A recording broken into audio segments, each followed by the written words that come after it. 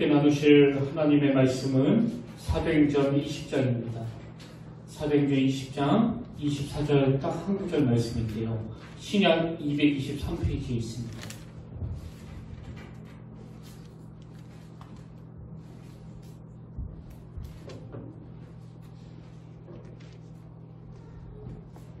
사도행전 20장 24절 말씀, 우리 한 구절 다 같이 한 목소리로 봉독하기 원합니다. 시작. 내가 달려갈 길과 주 예수께 받은 사명 곧 하나님의 은혜의 복음을 증언하는 일을 마치려 하면은 나의 생명조차 조금도 귀한 것으로 여기지 아니하노라. 아멘. 할렐루야. 반갑습니다. 우리 함께 인사 나누기로 원합니다. 참 잘 오셨습니다. 우리 한 번 더 이렇게 인사해볼까요? 우리 오래간만에 뵙습니다. 예, 반갑습니다. 오늘도 주님의 은혜가 이 자리에 그리고 여러분의 심령에 임하시기를 진심으로 축복드립니다. 오늘 설교는 그 두 가지 이야기를 들려드리는 것으로 시작하려고 하는데요. 하나는 작년 추석 연휴 때 돌아가신 어느 할머니 이야기입니다. 이 할머니가 연세가 94세 의사분이신데 무엇이 화제인가 보니까요. 놀랍게도 이분이 돌아가시기 직전까지 매일 10명 이상의 환자를 돌보는 그야말로 우리나라의 최고령 의사셨다. 이것이 이제 화제가 됐습니다. 그래서 많은 신문들이 이걸 아주 경이롭게 다루고 또 표현하는 것을 제가 봤는데요. 예를 들면은 그 머리 기사부터가 되게 경이롭습니다. 하늘이 부를 때까지 94세 의사는 진료를 멈추지 않았다. 또 이런 머리 기사도 있었습니다. 죽음 직전까지 환자 돌본 94세 여의사 힘내 말기로 떠났다. 이게 참 대단한 거 아닙니까? 저희 할아버지도 그 비슷한 연세의 하늘나라에 가셨지만 여러분 이제 90세가 넘어가시면 사실은 거동하시는 것조차도 참 불편한 그런 연세인데요. 아니 어떻게 이분은 돌아가시기 직전까지 매일 10명 이상의 어른들을 돌보고 또 요양병원에서 많은 어른들에게 희망이 되어드리는 그런 일을 할 수 있었는가. 그게 참 저에게 인상이 남아가지고 이분에 관한 기사들을 뒤져보니까요. 정말 귀감이 되는 삶을 사셨더라고요.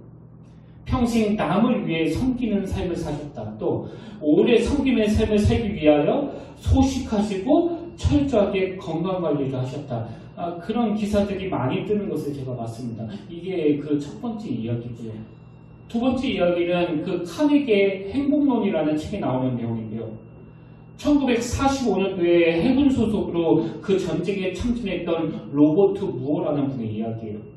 어느 날 이 로버트 무어라는 분이 그 전쟁에 참전하기 위하여 잠수함에 탑승을 했는데요.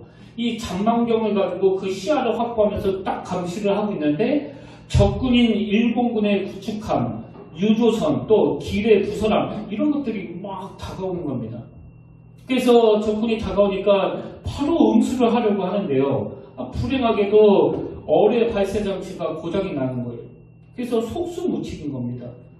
그래서 너무 다급하니까 그 적에게 발견되지 않으려고 120피트 아래까지 막 잠망하면서 숨어 있는데요. 그리고 또 소리가 나면 들키니까 이제 선풍기, 냉장기, 온갖 전기장치를 다 끄고서 이 숨죽이고 있는데 그런다고 그게 그냥 넘어가겠습니까? 당연히 적에게 발각이 된 거예요. 그래서 일본군이요 막 무차별 공격을 퍼붓는데요. 무려 15시간을 공격을 했다는 거예요. 근데 지금 이쪽에서는 공격할 수 있는 그 어뢰 발사 장치가 고장이 난 상태니까 그 부분적인 대응밖에는 못하는 거 아닙니까? 나중에는요 그 배에 있던 병사들께 무슨 명령이 내려왔냐 하니까 이제 전원 침대에 올라가서 움직이지 마라. 워낙 공격을 당해가지고 배가 막 흔들흔들거리니까 그런 명령을 내린 것 같아요. 그래서 이 로버트 무어라는 분도 침대 위에 올라가 있는데요. 이제 이 냉장 장치가 다 끊어져가지고 그 잠수함 온도가 40도가 넘으니까 또 적군의 무차별 공격이 무려 15시간이나 계속되고 있으니까 이 죽음의 공포 때문에 숨이 안 쉬어지는 겁니다. 그 죽음의 두려움 앞에 온몸이 부들부들 떨리는 시간을 15시간이나 보냈고 다행히도 이분이 거기서 기적적으로 살아나는데요. 이분이 그때 일을 회상하면서 쓴 글이 있는데 한번 들어보십시오. 우리가 공격을 받는 15시간은 그야말로 1,500만 년처럼 생각되었습니다. 이러는 동안 제 과거 생활이 눈앞에 펼쳐지는 것이었습니다. 제가 범한 크고 작은 악행을 비롯해서 홍연히 속을 태웠던 어리석은 일들까지 모두 생각나는 것입니다. 이분은 그 해군에 입대하기 전에 은행원이었는데요. 월급은 박하고 근무 시간은 길고 또 진급할 가망은 보이지 않고 그래서 평소에 이런저런 불만과 불평이 많았다는 거예요. 근데 15시간 동안 그 죽음의 공포를 같이 있으면서 자꾸 옛날 생각이 떠오르는데요. 그 다음 내용을 한번 들어보십시오. 그도 그럴 것이 집 하나 장만하지 못했고 새 차도 살 수 없었고 아내에게 변변한 옷 한 벌도 사줄 수 없는 형편이었거든요. 또 언제나 잔소리만 늘어놓는 늙은 상사를 대하기도 진저리가 났었습니다. 이제 이분이 그 침대 위에서 40도가 넘는 그 죽음의 공포 속에 두려워 떨면서 그 시간이 기니까 온갖 옛날 생각이 다 생각났을 거 아닙니까? 근데 그 모든 게 다 후회가 되더라는 거예요. 그리고 깨달은 게 하나 있었는데요. 그 다음 내용을 들어보십시오. 몇 해 전까지만 해도 이러한 것들이 얼마나 큰 걱정거리였는지 모릅니다. 그러나 폭내가 저를 산산조각내어 날려보내지 않을까 하는 떨고 있을 때 이런 일들이 참으로 어리석게만 생각되었습니다. 그때 저는 그 자리에서 맹세했습니다. 만일 내가 다시 햇볕을 보게 된다면 다시는 고민 같은 것을 하지 않겠다고 말입니다. 저는 잠수함 안에서 공포에 떨던 15시간 동안 인간이 사는 법에 대해 대학에서 4년간 배운 것보다 훨씬 많이 배웠던 것입니다. 여러분, 우리가 꼭 이렇게 이 사람과 똑같이 15시간 그 죽음의 공포에 갇혀야지만 이런 것들을 깨달아야 되겠습니까? 왜 우리가 책을 읽고 왜 우리가 이런 이야기를 듣습니까? 지금 이 예배를 드리는 이 시간에 우리가 깨달아야 되는 게 뭐예요? 이런 일을 겪어본 이분이 삶과 죽음의 깊은 자리에 가보니까 지금 우리가 하고 있는 그 불평이, 그 원망이, 혹은 내가 하고 있는 그 고민들이 너무나 부질없는 거라는 거예요. 너무나 하찮은 거라는 겁니다.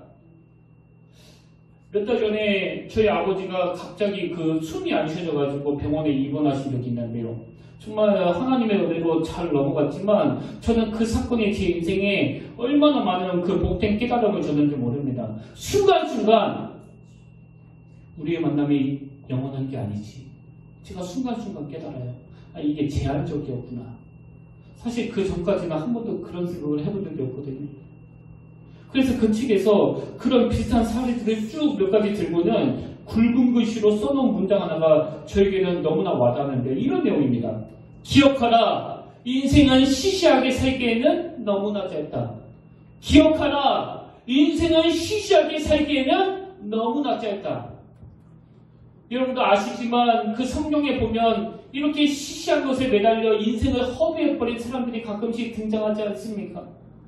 근데 최애 어리석은 사람을 꼽으라고 그러면 저는 삼손이 절대로 1등, 2등을 놓치지 않는다고 생각하는데요. 세상에 하나님의 그렇게 놀라운 힘과 능력을 그 사명을 감당하라고 부여해 주셨는데 그 여자 꽁무니 쫓아다니다가 그 두 눈 뽑히고 비참하게 인생을 끝나는 게 또 삼손 아닙니까? 저는요.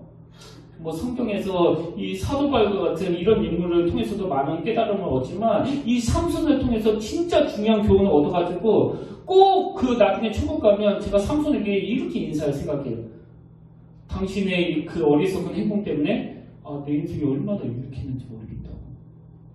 삼손이 제게 준 결정적인 메시지는 이겁니다. 하나님이 주신 그 귀한 시간을 엉뚱한데 여자 기웃거리는 것을 쓰다가는 두 눈 뽑힐 줄 알아라. 이게 삼촌이 저에게 주는 메시지예요. 그런가 하면 또 성경에 보면 그 삼손 못지않게 어리석은 사람이 하나 더 나오는데 그게 사울왕 아닙니까? 여러분도 아시다시피 그 다윗이 골리앗을 무찌르고 민중의 영웅이 돼가지고 사람들에게 막 칭송을 받는 것을 그렇게 못 견뎌가지고 그만 질투의 화신이 되어 그 아까운 인생을 다 허비해버리잖아요. 그래서 삼손이 저에게 너 여자 조심해야 된다 이런 교훈을 줬다면요. 사울왕은요. 저에게 동료 목사님들에게 너 질투하지 마라. 질투하면 너 비참해진다. 이런 메시지를 제가 받았습니다. 다행히 지금까지는 제가 동료 목사님들의 그 설교를 질투해가지고 연락도 안 하고 미워하고 험담하고 그렇게 한 적이 한 번도 없는데 그게 다 고마운 이 사울왕 때문이에요. 근데 저는요. 기억하라. 인생을 시시하게 살기에는 너무나 짧다. 여기에다가 이 한마디를 더 붙이고 싶습니다. 기억하라. 인생은 시시하게 살기에는 너무나 짧다. 그리고 너무나 소중하다. 이 인생의 가치가 너무나 크고 아름답기 때문에 이렇게 시시한 데에다가 그 귀한 에너지를 허비하면서 살면 안 된다는 겁니다. 그래서 저는 종종 그 청소년들에게 해줬던 이야기가 있는데요. 인생은 마치 기름이 한정된 차를 몰고 목적지로 가는 것과 같다. 저는 이게 정말 중요한 메시지라고 생각합니다. 인생은요, 기름이 한정된 그 자동차를 몰고 목적지로 가는 거예요. 근데 이게 문제가 뭐냐 하면은 요즘에는 뭐 내비게이션이 잘 나와가지고 이제 제가 부산을 딱 가려고 딱 검색을 하면 여기서부터 350km입니다. 또 제가 대전을 가려고 딱 검색을 하면 여기서부터 100km 이게 다 나오잖아요. 그런데 제가 부산을 가려고 이 내비게이션을 입력했더니 350km가 나오는데 그 계기판을 봤더니 기름이 딱 350km 갈 정도밖에 없는 거예요. 더 불행한 건요. 우리가 타고 다니는 그 자동차는 기름 떨어지면 휴게소에 가서 바로바로 채울 수 있지만 인생의 항로에서는 중간에 기름 넣을 곳 없습니다. 여러분 다 아시잖아요. 그 진시황전을 포함해가지고 중간에 그 기름 넣으려고 했던 모든 사람들이 다 실패로 돌아가고. 그렇기 때문에 여러분 인생의 항로에서 뭐 여기도 기웃거리고 저기도 기웃거리고 이런 여유가 없습니다. 그럼 목적지 못 가는 거예요. 왜? 기름이 한정되어 있으니까. 근데 어떻게 우리가 인생을 그 삼손처럼 그렇게 기웃기웃거리면서 살 수 있겠냐고요. 그런 의미에서 저는 오늘 본문 말씀이 뭐 성경 말씀이 매번 읽을 때마다 이게 최고다 이거 최고다 이렇게 읽고 있지만 이건 제 인생의 말씀이거든요. 사도행전 20장 24절 내가 달려갈 길과 주 예수께 받은 사명 곧 하나님의 은혜의 복음을 증언하는 일을 마치라 하면은 나의 생명조차 조금도 귀한 것으로 여기지 아니하노라. 여러분 이 말씀은요 지금 사도 바울이 무슨 미사역으로 쓴 게 아니에요. 그의 삶을 돌아보면. 그리고 이 본문의 배경 자체가 무슨 따뜻한 혹은 에어컨을 켜놓고 안락하게 그 책상에 앉아가지고 감성적으로 문학적으로 쓴 글이 아닙니다. 이 본문 바로 한 22절에 보십시오. 보라 이제 나는 성령에 매여 예루살렘으로 가는데 거기서 무슨 일을 당할지는 알지 못하노라. 오직 성령이 각 성에서 내게 증언하여 결박과 환난이 나를 기다리나시나. 그러나 본문 24절 내가 달려갈 길과 주 예수께 받은 사명 이러면서 쭉 나오는 거거든요. 그래서 저는 오늘 제가 너무나 소중히 여기는 이 말씀을 우리 성도님들과 특히 아직 하나님을 잘 모르는 분들에게 꼭 전해야 되겠다고 생각을 했는데요. 여러분 지금 여러분 각자가 품고 있는 그 태신자가 다 있지 않습니까? 뭐 친정 부모님이든 시댁 부모님이든 그 남편이든 자녀들이든 여러분 어떤 형식으로든 간에 이런 말씀들을 꼭 전달해 주시기를 바랍니다. 저도 이 말씀을 너무 간절한 마음으로 준비했거든요. 그리고 무엇보다도 저는 오늘 본문 말씀을 가지고 우리가 시시하게 살지 않기 위해서 우리 인생이 보다도 가치 있는 인생이 되기 위해서 꼭 구비해야 될 그 세 가지를 정리해 봤는데요. 자, 여러분 가치 있는 인생의 모습 세 가지 중에 그 첫째가 뭐냐? 흔들림 없는 삶의 방향. 제가 부연 설명으로 목적지를 안다는 것 이렇게 다뤘는데요. 제가 앞에서 말씀드렸잖아요. 인생의 기름이 많지 않습니다. 우리가 이 땅에 태어나 목적지를 향해서 달려가는데 삼손처럼 사울처럼 뭐 이것도 해보고 저것도 해볼 정도로 그렇게 여유 있지 않습니다. 절대로 그런 게 아니에요. 인생이라는 게. 제가 오늘 본문 말씀을 준비하면서 예전에 읽었던 그 목적이 이끄는 삶 이걸 다시 꺼내서 그 병원에서도 읽고 또 퇴원에서도 읽고 그랬는데요.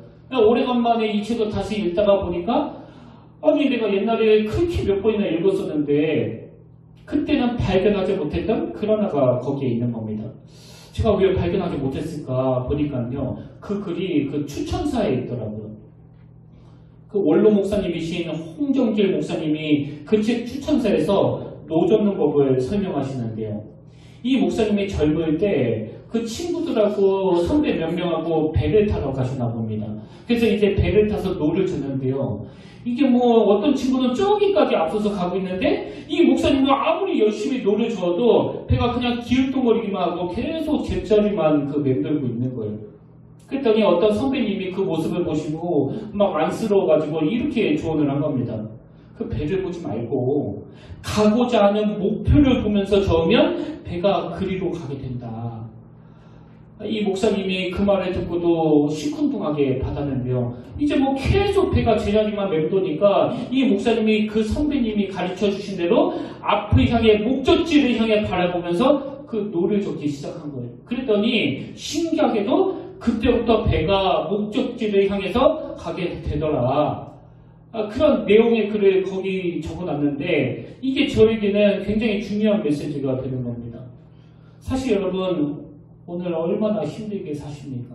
여기에 솔직히 뭐 나는 가장인데 아버지고 뭐고 나는 그냥 노는 게 좋다. 나는 게으른 게 좋다. 그래서 뭐 하루 종일 침대에 누워서 주무시는 분 아무도 안 계실 거예요.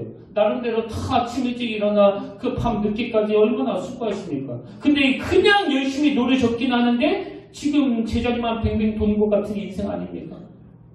근데 어떻게 하면 이 제자리만 맴도는 이 현실에 박차고 나갈 수 있느냐? 그 선배님 조언 그대로입니다. 눈앞에 있는 배만 보지 말고 가고자 하는 그 목표를 보면서 노를 저으면 배가 그리로 가게 된다.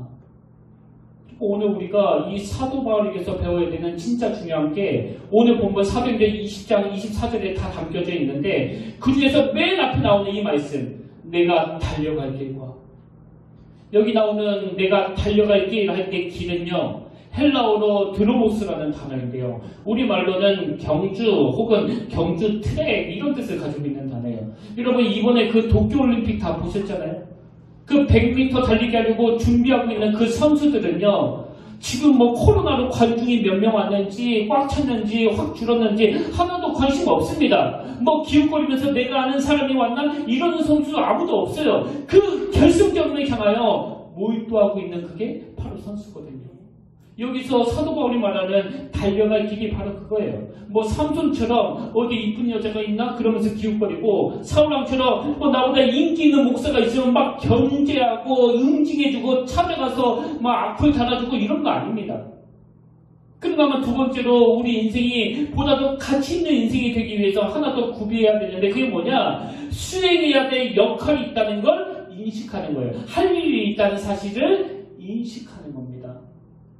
20장 24절에서 바로 그 다음 내용이 그거 아닙니까? 내가 달려갈 길과 그 다음에 주 예수께 받은 사명. 여러분 사도 바울 인생이 끝까지 시시하지 않을 수 있었던 것은요. 자기가 만든 사명이 아니라 주님이 주신 사명이 있었기 때문이에요. 간혹 제가 아는 분들 중에서도 이런 분들이 있는데요. 그 사업을 하시는데 나이에 비해서 꽤 빨리 성공하신 분. 그 젊은 나이에 엄청난 부를 이루신 분, 또 빨리 정치가로서 꿈을 이루신 분, 이런 분들 중에 간혹 결정적으로 외도를 하거나 공금을 횡령해가지고 도중 하차하시는 분이 꽤 많이 있습니다. 생각보다. 근데 저는 그 이유를 너무나 잘 알아요. 왜 그렇습니까? 너무 빨리 그 목표를 이룬 거예요. 무슨 목표요? 자기가 만든 목표. 그래서 그 중국 속담에 소년등과라는 사자성어는 늘 제 마음에 경고가 되는 너무나 중요한 메시지예요. 너무 일찍 과거에 급제한 사람은 다 망하게 된다고 이런 뜻 아닙니까? 사도 바울은 많은 사람들이 그를 참 위대하다고 인정하는 대사도가 되었지만 마지막 순간까지 흐트러지지 않을 수 있었던 것은 자기가 만든 그런 꿈이 아닙니다. 하나님이 주신 꿈, 하나님 주신 사명이 있었기 때문에 막 사람들이 뭐라고 떠받들듯이 간에 아직 나는 달려갈 길이 남았다. 그러니까 어떻게 옆길로 셀 수가 있겠냐고요. 뭐 한두 팔 정신이 어디 있겠습니까? 그리고 저는 이 수행해야 될 역할 이것과 관련해서 이 사도 바울에게서 참 감동이 되는 게 자 빌립보서 1장 21절부터 나오는 그 내용을 보십시오. 이는 내가 사는 것이 그리스도니 죽는 것도 유익함이라. 그러나 만일 육신으로 사는 이것이 내 일의 열매일진데 무엇을 택해야 할지는 나는 알지 못하노라. 내가 그 둘 사이에 끼어있으니 차라리 세상을 떠나서 그리스도와 함께 있는 것이 훨씬 더 좋은 일이라 그렇게 하고 싶으나 내가 육신으로 있는 것이, 이거 잘 들어보세요. 내가 육신으로 있는 것이 너희를 위하여 더 유익하기 때문에 내가 오늘도 살려고 이렇게 애를 쓴다. 자기는 지금 이 죽음과 삶 사이에 끼어있다는 거예요. 그래서 나 자신을 위해서는 이렇게 고생스럽고 힘든 이 땅 빨리 정리하고 주님 곁으로 가는 게 내게 더 유익하지만 그러나 나는 더 살아가기를 원한다. 왜? 그게 그게 너희들에게 유익하기 때문에. 이게 하나님이 주신 사명을 이해하는 사람의 모습이에요. 사실 아까 그 94된 그 할머니의 기사를 보면서 정말 마음으로 빌었거든요. 이분이 크리스찬이길 바란다. 그리고 확신했거든요. 이분은 크리스찬이다.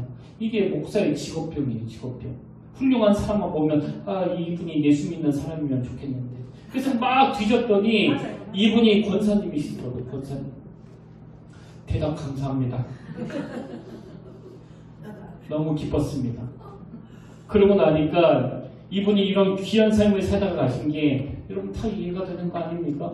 이 권사님이 우리나라 최고령 의사라는 기록을 낼 수 있었던 것은 하나님이 주신 사명이 있었기 때문에 돌아가시기 직전까지 하루에 10명 이상의 환자들을 돌보고 나중에 요양병원에서 그 또래분들의 쓸쓸함을 달래주고 위로해주는 그런 사명이 있었기 때문에 여러분 이런 사명이 있는데 어떻게 그 인생이 시시해질 수가 있겠냐고요. 마지막 세 번째로 우리 인생이 보다 더 가치 있는 인생이 되기 위해 하나 더 갖춰야 되는데요. 그건 죽음에 대한 정확한 이해를 하는 거예요. 돌아갈 본향이 있음을 안다는 겁니다. 본문 24절 뒷부분에 그 내용이 나옵니다. 내가 달려갈 때가 주 예수께 받은 사명 곧 하나님의 은혜의 복음을 증언한 일을 마치라 하면은 나의 생명조차 조금 더 귀한 것으로 여기지 아니하노라. 저는 사실 개인적으로 뭐 어디 여행 다니는 걸 별로 안 좋아하는데요. 정말 내가 살면서 꼭 한번 가보고 싶은 곳이 있습니다. 거기가 어딘가 하면 사도 바울이 감옥에 갇혀있던 그 현장. 많은 목사님들이 그곳을 다녀와서 사도 바울이 그 당시에 경험했던 느낌을 조금이나마 느낄 수 있었다고 말씀해 주셔가지고 저도 언젠가는 나도 꼭 가보리라 그런 꿈을 가지고 있는데요. 전에도 말씀드렸지만 그곳을 다녀오신 분들이 이구동성으로 하시는 말씀이 사도 바울이 갇혀있던 곳은 그 기온차가 심해가지고 겨울에는 엄청 추웠을 것이다. 그래서 고통스러웠을 것이다. 그런 말씀을 하시는 거예요. 그래서 실제로 디모데후서를 보면은 오죽하면 사도 바울이 올 때 그 겉옷 좀 가져다 달라 그런 부탁을 하지 않습니까? 그렇게 비참하게 감옥 생활을 하다가 참수를 당해서 그 인생을 끝내는데요. 제가 사도 바울을 생각할 때마다 갖게 되는 그 경외감이 뭐냐 하면은 그 예전에 미국의 플로 신학교에 계시는 그 어느 교수님의 강의를 제가 소개해드린 적이 있잖아요. 의외로 많은 지도자들이 끝까지 완주하는 경우가 드물다. 뭐 중간에 변질되고 그 중간에 엉뚱한 길로 새는 지도자들이 많다는 그 이야기가 늘 제 마음에 두려움이 되는데 제가 사도 바울을 보면서 느끼는 경외감이 뭐냐 하면은 물론 그분하고 저하고 역량을 갖다 댄다 하더라도 그분은 만이고 저는 1조차도 안 되는 존재지만 저는 이거 하나만큼은 이 사도 바울과 공통점 하나를 갖기를 원합니다. 이건 내 소원이에요. 그게 뭐냐? 끝까지 완주하는 거. 뭐 마라톤으로 치면 그분은 최1등으로 들어갔지만 나는 꼴찌로 들어간다 할지라도 사도 바울과 제가 공통적으로 갖고 싶은 건 나는 내 인생을 완주하고 싶습니다. 도중에 하차하지 않고. 뭐 이건 저만 가지고 있는 꿈이겠습니까? 여러분도 마찬가지 아닙니까? 그럼 사도 바울은 어떻게 끝까지 그 고난의 길에 변질되지 않고 타락하지 않고 도중 하차하지 않고 완주할 수 있었을까? 바로 그 대답이 디모데후서 4장에 나와 있는데요. 이번에 다시 이 말씀이 새롭게 또 감동이 되더라고요. 자, 6절부터 보십시오. 전제와 같이 내가 벌써 부어지고 나의 떠날 시각이 가까웠도다. 나는 선한 싸움을 싸우고 달려갈 길을 마치고 믿음을 지켰으니 지금 사도 바울은요 죽음 직전이에요. 임종 직전입니다. 근데 임종을 앞둔 이 어른이 이런 죽음을 앞두고 어떻게 흐트러짐 없이 나는 선한 싸움을 싸우고 나의 달려갈 길을 마치고 나의 믿음을 지켰다고 말할 수 있었나 보니까 그 이유가 8절에 나옵니다. 이제후로는 나를 위하여 의의 면류관이 예비되었으므로. 저는 이 두 마디요. 이제후로는 이 죽음이 끝이 아니라는 거예요. 이제후로는 그 다음에 나를 위하여. 하나님께서 이 땅에서의 사명을 많이 감당한 자들에게 주시는 그 의의 면류관을 사모하는 마음이 이 사도 바울에게 있었다는 거예요. 그 팀 켈러 목사님이 쓴 죽음에 관하여라는 책이 있는데요. 거기서 제가 정말 감동이 되는 은혜가 되는 문장 몇 가지를 발견했는데 이런 내용이 나옵니다. 우리는 죽음을 두려워하며 살 것이 아니라 죽음을 영적 후자극제로 봐야 한다. 여기 나오는 후자극제라는 건 우리말로는 좀 생소한 표현인데요. 이 팀켈러 목사님이 미국 사람이니까요. 영어로 된 그 원문으로 이 후자극제가 뭐냐면은 스멜링 솔처예요. 근데 이 단어를 사전에서 찾아보니까 이 스멜링 솔처를 이렇게 설명합니다. 의식을 잃은 사람의 코 밑에 대어 정신이 번쩍 들게 할 때 쓰던 화학물질. 지금 사도 바울은 죽음을 어떻게 인식하느냐?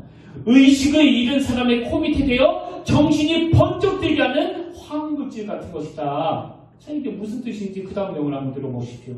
죽음은 우리를 흔들어 깨어 이 생이 영원하리라는 착각에서 벗어나게 해준다. 죽음이 뭐라고요? 영원한 이별로 막 절망하고 슬퍼하고 또 죽지 않으려고 바둥바둥 거리는 게 아니고요. 이 죽음은 후자극계, 스멜링 솔처, 의식을 잃은 사람들을 깨어나게 만드는 약과 같은 것이다. 그래서 신자는 죽든 살든 결과에 무관하게 늘 죽음을 이긴다. 예수 그리스도께서 죽음을 이기셨기에 이제 죽음이 할 수 있는 일이라고는, 이거 잘 들어보세요. 이제 죽음이 할 수 있는 일이라고는 우리를 지금보다 더 행복하고 더 사랑받는 존재가 되게 하는 것뿐이다. 근래에 이렇게 주옥 같은 글을 저는 읽어본 적이 없습니다. 여러분 다시 말씀드려요. 죽음이 할 수 있는 일이 뭐라고요? 이제 죽음이 할 수 있는 일이라고는 우리를 지금보다 더 행복하고 더 사랑받는 존재가 되게 하는 것뿐이다. 이게 죽음이래요. 그리고 죽음은 의식을 잃은 사람 코 밑에 대어 정신을 번쩍 들게 만드는 그 화학물질이에요. 무슨 정신이요? 자꾸 죽으면 끝이라고, 이 땅이 전부라고, 이렇게 이상한 이야기를 하는 사람들에게 정신이 번쩍 들게 하는 화학물질. 그게 죽음이래요. 그래서 그 책에 보니까요. 지금 현대인들이 이 죽음에 대한 정리가 잘 되어 있지 않기 때문에 많은 사람들이 타락하고 방종된 삶을 산다는 겁니다. 그 다음에 이런 내용이 있습니다. 현대문화에서 섹스와 연애, 돈과 출세, 정치와 사회운동 등 수많은 요소의 비중이 지나치게 비대해진 현상은 현대인이 죽음 앞에서 신과 종교를 의지하지 않고도 의미를 느끼려고 한다는 반증이다. 뭐 한마디로 말해가지고 지금 죽음에 대해서 오해하고 있다는 거예요. 이 땅이 전부인데 한 번뿐인 인생 그냥 즐기면서 사는 거지. 그래서 막 누려야지, 즐겨야지, 또 돈 벌어야지, 그렇게 집착하다가 인생이 허무하게 끝나버린다는 거예요. 근데 사도 바울은 어떻게 인종을 앞두고도 그렇게 담대할 수 있었나? 사도 바울은 죽음을 의식을 잃은 사람 코 밑에 대가지고 정신을 번쩍 들게 하는 이 화학물질로 이해했으니까. 그리고 사도 바울은 이게 죽음이 할 수 있는 일이라고는 우리를 지금보다 더 행복하고 더 사랑하는 존재가 되게 하는 것밖에 없다. 왜? 죽음은 우리를 하나님 나라로 인도하니까. 이 확신이 있으니까 이 땅에서의 그 조급함이 없는 거 아닙니까? 그리고 보면 제가 논산에서 사역할 때 속회 신방을 하면서 만났던 100세가 넘은 그 할머니 권사님은요. 이 사도 바울과 똑같은 원칙으로 사셨던 분이에요. 어느 날 갑자기 그 병원에 입원하셨다는 소식을 듣고 제가 병원에 가보면 목사님 드디어 제가 하나님 품으로 가게 됐습니다. 그렇게 너무나 기뻐하시고 또 살아나시면 천하들을 위하여 이 부족한 종을 위하여 새벽마다 눈물로 하나님께 기도하시면서 그 사명을 감당하시고 또 이제 끝인가 보다 그러면 또 기쁘게 주님 앞으로 갈 준비가 되어 있고 여러분 우리가 이 사도 바울에게서 이렇게 시시한 인생이 되지 않는 비결을 배워야 돼요. 아까 제가 말씀드린 94세 의사분 성함이 한원주 권사님인데요. 이분이 쓰신 책이 있다고 그래가지고 제가 찾아보니까 100세 현역이 어찌 꿈이랴. 그 책에 보니까 이분이 이런 헌신적인 삶을 살게 된 그 계기가 나오더라고요. 약 40년 전에 사랑하는 남편이 세상을 떠나신 겁니다. 뭐 40년 전 해봐야 한 50대 중후반 연세이긴 한데요. 그래서 이제 그 일을 계기로 병원을 다 정리하고 의료선교 의원으로 그 운영을 하면서 수십 년간 무료 진료 봉사를 하는 삶을 살게 됐는데 그 책에서 이런 내용을 담고 있었습니다. 그러던 어느 날 남편의 죽음은 나의 육신과 영혼을 송두리째 뒤흔들어 놓았다. 그의 죽음은 우리 모두를 당혹해 했다. 특히 그의 순수한 학구열을 누구보다 잘 알고 있고 이해하고 있던 나는 번뇌가 클 수밖에 없었다. 남편이 가고 나니 나의 인생관 또 바뀌었다. 재물도, 명예도, 지위도 부질없는 것이라는 마음이 엄습했다. 인생에 위기가 온 거예요. 그렇게 부를 누리고, 그렇게 의사로서 명예를 누리고, 그렇게 모든 걸 다 누려도 다 허무한 거예요. 근데 인생에 그런 허무가 찾아왔을 때, 인생에 그런 위기가 찾아왔을 때, 그 다음 글을 보십시오. 허전하고 허망한 심령을 달리기를 갈망하면서 눈물로 기도하며 하나님께 매달렸다. 그 길 밖에는 마음을 가라앉힐 방법이 없었다. 그래서 새벽 기도에 나가기를 시작했대요. 새벽마다 하나님의 은혜를 구하며 새벽마다 하나님 앞에 이 허무하고 허망한 마음을 토해 놓았을 때, 그래서 제가 이 글을 읽는데요. 지지난주에 여러분들에게 보여드렸던 그 사진이 떠오르는 거 아닙니까? 다시 한번 화면으로 보시겠습니까? 저 손의 주인공이에요. 지지난주에는 베드로였는데요. 오늘 보니까 또 저 손의 주인공이 이 할머니예요. 50대 때 그 인생의 위기가 찾아왔을 때, 그래서 그 절망의 골짜기로 점점점 빠져들어갈 때 남편의 부재가 그 어떤 것도 시들하게 만들었던 그때에 새벽기도 나와서 살려달라고 손을 내미는 그 여인의 절규를 외면하지 않으시고 그 손을 잡아 가치 있는 인생으로 우리나라 최고의 은사로 만들어주시는 그 주님. 저는 지금까지 어떤 유력한 정치가라도 이렇게 많은 신문들이 의미부여하면서 그의 죽음을 다루는 기사를 본 적이 없습니다. 여러분도 아시지만 제가 그 지난주에 수술을 받고 그 병원에 입원을 했었는데요. 뭐 이영주 집사님은 경험해 보셔서 잘 아실 거예요. 이 몸에 장기 하나가 아프니까 뭐 온몸이 막 고통스럽더라고요. 그래서 뭐 제대로 씻지도 못하고, 오늘은 씻고 왔습니다. 제대로 씻지도 못하고 먹지도 못하고 또 걸어다니지도 못하고 너무 힘들었는데요. 근데 이상하게 새벽에 아파서 눈이 떠지면 이 찬양 하나가 입에서 계속 맴도는 겁니다. 그리고 이 찬양만 부르면 눈물이 나는 거예요. 나는 길 잃은 나길 내었네. 죄중에 헤매이는데 사랑의 왕 내 목자 예수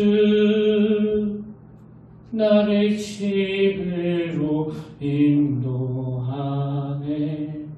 이상하게 새벽에 이 찬양이 떠올라져가지고 제가 유튜브로 검색해서 어떨 때는 어느 교회 성곽의 특성으로 듣고 어떨 때는 어느 성악가의 찬양으로 그것을 들었는데 뭐 어느 찬양이든지 계속 눈물이 나는 거예요. 새벽마다. 왜 그랬을까요? 이게 바로 제 얘기거든요. 나는 길 잃은 나그네였네. 20대 초반부터 시작해가지고 제 앞에 얼마나 많은 길 잃은 나그네 같은 일들이 많았습니까? 인생의 정답을 몰라서 방황하며 또 죄중에 헤매있는데 사랑의 왕 내 목자 예수 나를 어디로? 집으로 인도하네. 많이 울컥울컥하면서 가슴이 뜨거워졌었는데요. 여러분, 저는 오늘 특별히 아직도 예수님을 인생의 주인으로 받아들이지 않는 분들에게 이 말씀을 들려주고 싶습니다. 제가 20대 초반에 나를 써주는 곳이 없어서 이 공장에서 일주일 일하다가 쫓겨나고 저 공장에서 일주일 일하다가 쫓겨나고 또 자동차 공장에서 청소하면서 도대체 내 인생은 왜 그런 거냐고, 왜 나만 이렇게 비참하게 살아야 되느냐고, 마치 이 땅에서 나 혼자 있는 것 같은 그런 외로움을 느끼면서 살아갈 때 저를 살려준 게 바로 교회예요. 교회가 없었으면 저는 죽었습니다. 그래서 지금 그 사랑의 빛을 갖고 있는 거거든요. 오늘 결론을 저는 이렇게 믿기를 원하는데요. 여러분, 인생을 살다가 보면 저처럼 텅 빈 들판에 홀로 서 있는 것 같은 느낌을 가질 때가 있습니다. 뭐 아무리 성공했고 아무리 가정이 많고 아무리 누리는 게 많아도 모든 인생에게는 때때로 텅 빈 들판에 홀로 서 있는 것 같은 그런 고독을 느낄 때가 많은데, 아까 그 94세 할머니가 겪으셨던 것처럼 인생길에서 그 블랙홀 같은 데에 쑥 빠져 들어갈 때도 있는가 하면 꼭 그런 어떤 결정적인 일이 아니더라도 결국 혼자네, 나 혼자네, 이걸 느끼면서 살아가는 게 바로 인생이에요. 근데 그런 여러분들을 위하여 오랫동안 10년을 20년을 눈물로 기도하는 분이 계시고 또 오늘 여러분들과 함께 그 영원한 하나님 나라에 가고 싶어하는 분이 계시다면 나그네 같은 인생길에서 여러분은 결코 혼자가 아닙니다. 저 역시도 인생의 밑바닥에서 너무나 괴로워할 때 영적으로는 주님이 손을 내밀어 주셨고 또 교회에 있는 수많은 믿음의 어른들이 저를 실제로 껴안아주고 등을 두드려주는 그 은혜를 입었기에 오늘 제가 이 자리에 설 수 있게 된 거거든요. 저는 오늘 이 설교와 이 메시지들이 그리고 한 영혼을 사랑하는 그 애절한 마음이 다 담겨져서 여러분이 품고 기도하고 계시는 그 태신자들에게 꼭 전달되기를 원합니다. 그리고 이 마음을 같이 누리시면 좋겠습니다. 그래서 지난 주와 이번 주 이 두 주간의 설교를 총정리하면서 이 찬양으로 이 메시지를 마무리하기를 원하는데요.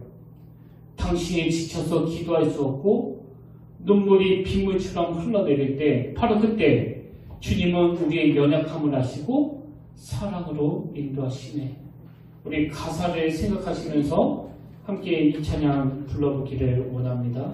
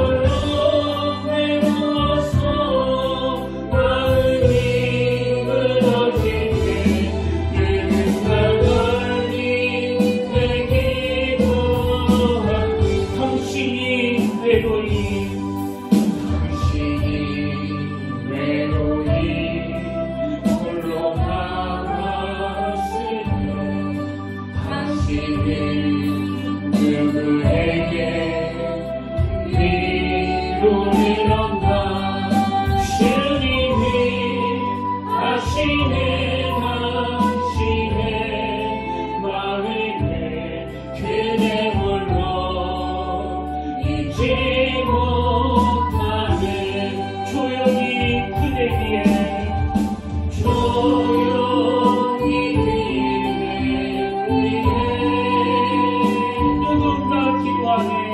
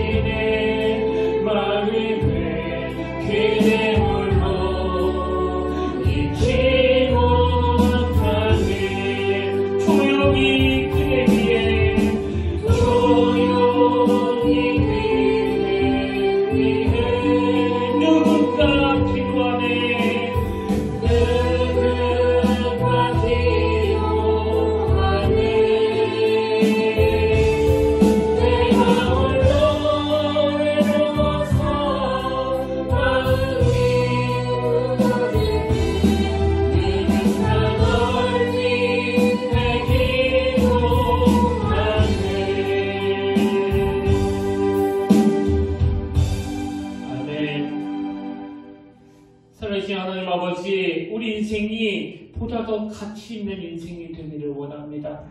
사도 바울 인생이 가치 있는 인생이 될 수 있었던 것은 하나님의 은혜의 복음을 증언하는 그 사명을 제대로 알고 또 그 사명을 제대로 감당했기 때문이라면 하나님 오늘 우리가 그 일을 행하기 위하여 도우시는 주님의 손을 붙잡기를 원합니다. 내가 먼저 나를 향해 손을 뻗어주시는 그 주님을 경험하기를 원합니다. 그 경험이 나에게 능력이 되어 이 설교와 메시지들을 전달하는 하나님의 신부름꾼 역할을 잘 감당하게 하여 주시옵소서. 그리고 내 손을 잡아주시는 그 주님으로 인하여 우리 인생길 가운데 더 이상 혼란이 없도록 인도하여 주시고 주신 사명을 감당케 하여 주시되 중간에 나가되지 않고 변질되지 않고 타락하지 않도록 주님 친히 간섭하여 주시옵소서. 이번 한 주간도 아직도 믿지 않는 태신자를 놓고 오래 기도하고 있는 그 심령마다 또 가정들마다 하나님의 일하심을 목도하는 귀한 사건이 나타나게 하시고 그 눈물을 아시는 주님께서 지친 손을 잡아주시며 눈물 닦아주시며 그 마음 안에 샬롬과 평안을 부어주사 다시 일어날 전진할 힘을 공급받게 하여 주시옵소서. 그렇게 일하실 주님을 기대하고 사모하며 이 모든 말씀 예수님 이름으로 간절히 기도드립니다. 아멘. 광고드립니다. 11월 셋째 주는 우리가 추수감사주로 보내려고 하는데요. 우리가 광고에는 주보에는 넣지는 않았습니다. 11월 셋째 주니까 여러분 기억하시고 다음 주부터는 이제 광고에 넣겠습니다. 또 말씀드리는데요. 지난주에 제가 갑자기 수술을 받고 또 입원을 하느라고 두 주 만에 이제 여러분을 뵙게 되는데요. 부족한 중이지만 이 담임 목사의 부재가 또 여러분들에게 얼마나 허전함을 가져다 줬을까, 그리고 얼마나 또 걱정을 하셨을까, 그런 생각이 들면서 여러분들께 참 많이 죄송스러웠습니다. 그래서 이제 저도 제 건강을 위해서 더 애써야 되겠다고 다시 한번 마음을 먹고 또 다짐을 했는데요. 제 회복을 위해서 함께 기도해 주시고 또 전화로 위로해 주시고 또 이 자리를 지켜주신 여러분들께 진심으로 고개 숙여서 감사드립니다. 이제 우리 다 자리에서 일어나셔서 파송찬양 우리 이 찬양 함께 부르기를 원하는데요.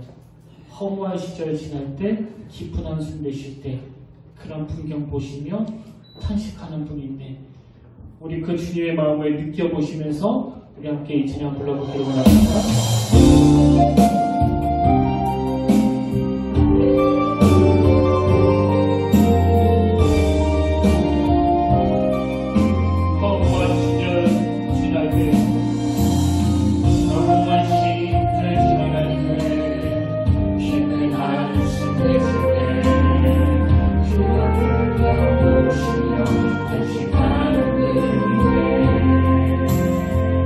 그와 같이 너희의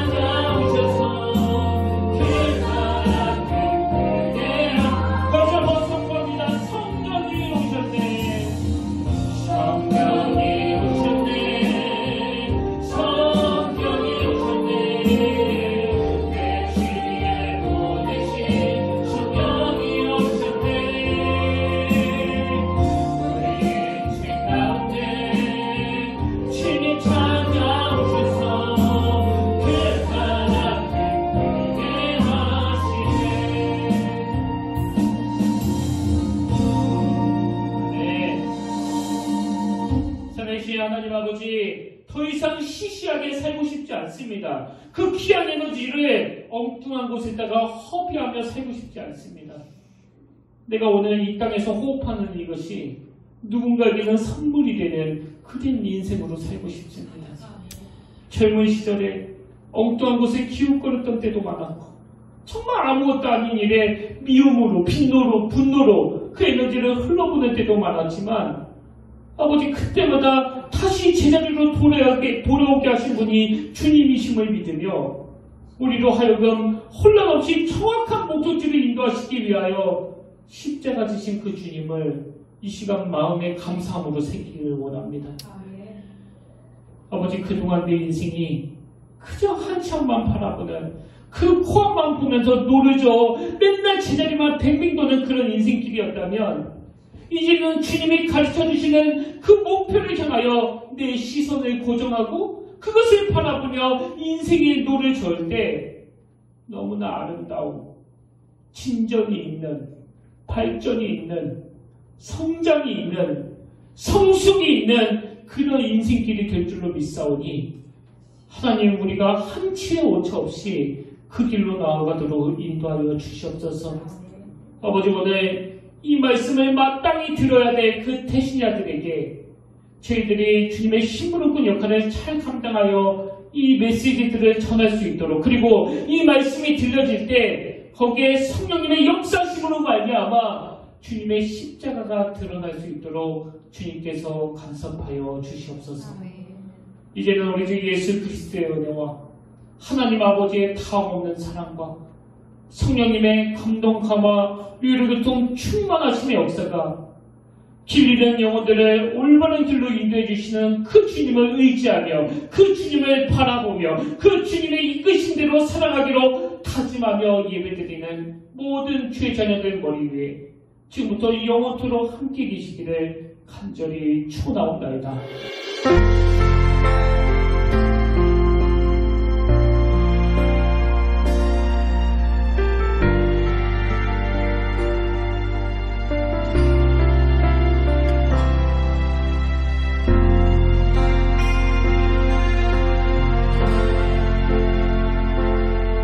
지금 서 있는 이곳에서 높임을 받으소서. 내가 받는 땅 주님